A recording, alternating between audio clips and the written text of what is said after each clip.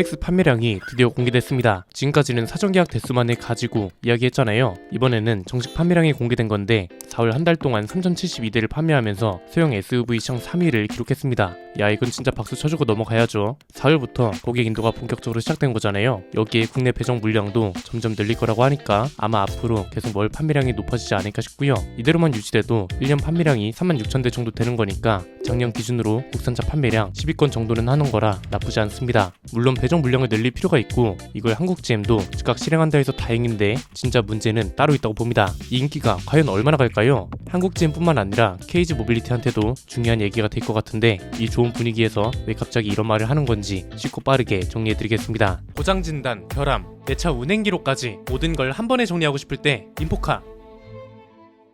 한국 GM도 그렇고 사용차의 역사를 통틀어서 KG 모빌리티도 그렇고 아마 올해만큼 주목을 받았을 때는 없었을 겁니다. 트랙스는 사전계약 대수로 현대차 그룹을 압도했고 KG 모빌리티는 서울 모빌리티 쇼에서 사실상 거의 주인공에 가깝다고 할 수 있을 정도로 신차 발표에 많은 관심이 쏠렸습니다. 기아가 셀토스를 연식 변경했거든요. 그런데 시작 가격이 2,071만 원이라고 합니다. 저는 이걸 보면서 머리를 한 대 세게 맞은 느낌이 들더라고요. 우리가 그랜저나 코나 때문에 잊고 있었던 건지는 몰라도 현대차 그룹에도 아직 2천만 원 초반으로 시작하는 소형 SUV가 있다는 거잖아요. 물론 프로옵션 모델을 기준으로 하면 셀토스는 가솔린 모델 기준으로 취득세 포함 3,770만 원까지 올라가고 트랙스는 풀옵션도 3,080만 원 선에서 끝나서 가격 차이가 있긴 하지만 이건 또 옵션 사양이나 여러가지 차이를 따져보면 어느 정도 나올 수 있는 가격이라고 볼 수 있거든요. 이걸 보면서 느낀 게 지금 트랙스로 인한 한국 GM의 인기 그리고 토레스로 시작된 KG 모빌리티를 향한 좋은 여론이 언제까지 유지될지 이런 생각을 하게 되더라고요. 이건 셀토스가 저렴하니까 트랙스 말고 셀토스를 사세요 이런 소리가 아닙니다.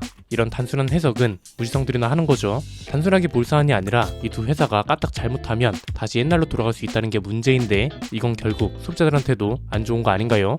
다시 현대기아차의 점유율만 올라가는 꼴이 될 거고 한국 GM하고 KG 모빌리티는 점유율을 3%도 못 넘기는 암흑기인데 이대로 돌아가는 건 사람들도 원치 않을 거잖아요. 트랙스도 충분히 관심을 받을 만큼 받았고 이게 판매량으로 이어지기 시작했고 KG 모빌리티도 소비자들이 많이 띄워줬으니 이쯤에서 중간 점검 차원으로 쓴소리도 좀 필요할 것 같더라고요. 크게 세 가지인데 첫 번째는 트랙스랑 KG 모빌리티가 왜 여론이 극대로 좋아진 건지를 따져봐야 합니다. 이건 단순히 차가 좋아서 이런 걸로만 설명할 수 없는 무언가가 많습니다. 순서대로 보면 가장 먼저 소비자들이 암묵적으로 원하던 바가 있었다는 게 중요합니다. 현대기아차 점유율이 높은 게 나쁘다는 건 아니지만 이건 반대로 말하면 그만큼 살차가 없었다는 소리이기도 합니다. 이게 처음에는 불만이었다가 나중에는 일종의 분노로 발전한 케이스로 볼 수 있는데 처음에는 단순히 살차가 현대차랑 기아뿐이네 이러면서 그냥 샀단 말이죠. 그런데 현대차 그룹이 아예 잡음이 없었던 게 아니었죠. 지금 그랜저만 봐도 품질 문제가 계속 있었고요. 이 와중에 가격은 계속 오르고 차는 좋아지고 있다고 하는데 뭔가 나아지는 건 없으니까 야 이거 경쟁자 없다고 너무 막 나가는 거 아니야? 다른 회사들은 대체 뭐 하는데? 이런 분노로 이어졌다는 거죠. 그러면서 다른 자동차 회사한테 요구했던 게 일종의 견제 역할이었습니다. 이런 여론이 있는 와중에 출시된 게 토레스고 그 다음이 트랙스인 겁니다. 꽤 많은 사람들이 원하던 걸 상당 부분 충족하면서 혜성처럼 등장했잖아요.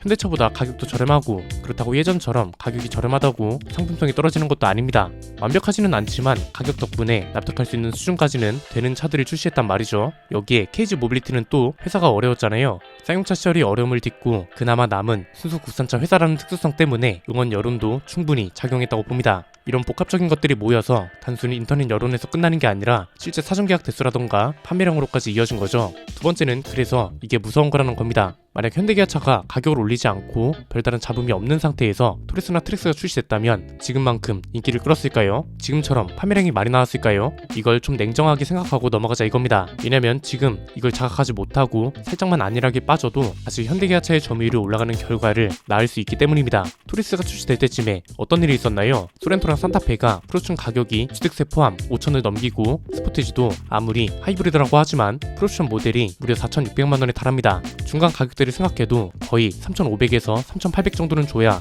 옵션이나 그런 걸 어느 정도 합리적으로 넣고 탈 수 있는 수준인 거잖아요. 차 가격이 워낙 비싸지고 있는 와중에 토레스가 딱 등장했죠. 스포티지랑 완벽하게 겹치는 가격이고 스포티지 주력 트림 가격보다 풀옵션 모델 가격이 저렴하거나 비슷해요. 이 와중에 차체 크기가 더 크고 디자인도 지금까지 봐왔던 도심형 SUV들하고는 차원이 다릅니다. 이 덕에 응원 여론이 판매량으로 이어진 좋은 케이스라고 볼 수 있고요. 트랙스는 더하죠. 트랙스가 딱 출시되기 바로 전쯤에 코나가 가격으로 난리가 납니다. 스포티지 가격은 아무것도 아닙니다. 소형 SUV 가격이 4천만 원을 육박합니다. 4,000이면 그랜저에 옵션 이것저것 넣고도 충분히 여유롭게 탈 수 있었던 때가 불과 몇 개월 전입니다. 여기에 그랜저도 풀옵션 가격이 이제는 6,000이래요. 이러니까 사람들이 난리가 나는 거죠. 다음 세대 교체 때는 호나가 5,000, 그랜저는 8,000을 넘길 거다 이런 말도 나오고요. 이제는 국산차가 비싸서 수입차를 사야 하는 시대가 성큼 다가왔다 이런 소리까지 나올 정도로 반란이 엄청나게 심해진 상태였다는 거죠. 그런데 갑자기 트랙스가 두둥하고 나타났죠. 무려 2,052만원이라는 가격표를 달고요. 물론 트랙스도 2,052만원짜리를 타기는 힘듭니다. 애초에 생산량도 많지 않고 깡통 중에 깡통이라 중간 트림 정도는 타줘야 한다고 말씀드렸잖아요.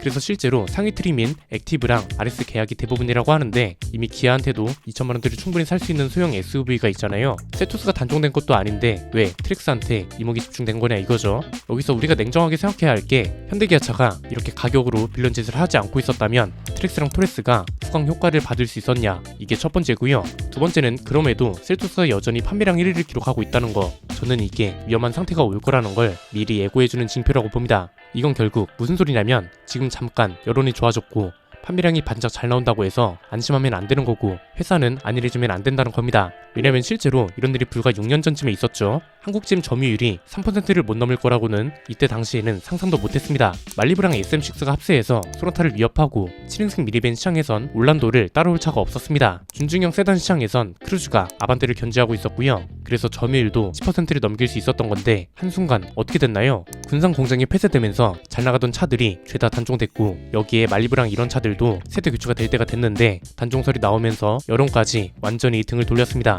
그래서 꾸준히 하락세를 타다가 작년과 같은 점유율이 나온 거잖아요. 세 번째는 그래서 현대차 유가를 최대한 없애고 객관화가 필요하다는 겁니다. 여기서 말하는 현대차 유가는 현대차가 특별하다는 게 아니라 이건 대부분의 시장에서 나타나는 당연한 현상입니다. 어떤 경쟁 브랜드가 잘 못하는 게 있어요. 예컨대 가격을 너무 올려서 난리가 나요. 이것 때문에 여론이 안 좋아진 상태에서 가격이 아주 높게 경쟁 차종이 나와버리면 주목을 받는 건 당연하죠. 그리고 이걸로 여론이 몰리면서 관심을 가지는 사람, 실제로 구매하는 사람들도 당연히 많아집니다. 일종의 후광 효과인 거고 이걸 경제학 용어로는 밴드 외관 효과라고 합니다. 우리 말로 하면 편승 효과라고도 하고요. 만약 현대차 여론이 좋은 상황에서 나왔다면 지금처럼 많은 관심을 받을 수 있었을지, 물론 관심은 있었을 겁니다. 신차니까요. 그런데 지금만큼 이렇게 폭발적인 관심 그리고 판매량으로까지 이어지는 건 굉장히 힘들었을 거라고 봅니다. 만약 그랬다 하더라도 반짝 그러고 말았을 확률이 높죠. 왜냐면 셀토스라는 대체 상품이 존재하니까요. 토레스는 더하죠. 얘는 스포츠지랑 소렌토 이런 차들이 모두 대체 상품인 겁니다. 넥슨 스포츠처럼 국산 픽업 트럭이 아예 없는 비어있는 시장이 아니라 소형 SUV, 중형 SUV 우리나라에서 가장 치열한 시장이고 이 소리는 결국 긴장하지 않으면 끝난다는 겁니다. 상품성 개선이 늦거나 어딘가에서 불만이 생긴다면 트랙스에서 셀토스로 넘어갈 수 있는 여지가 충분합니다.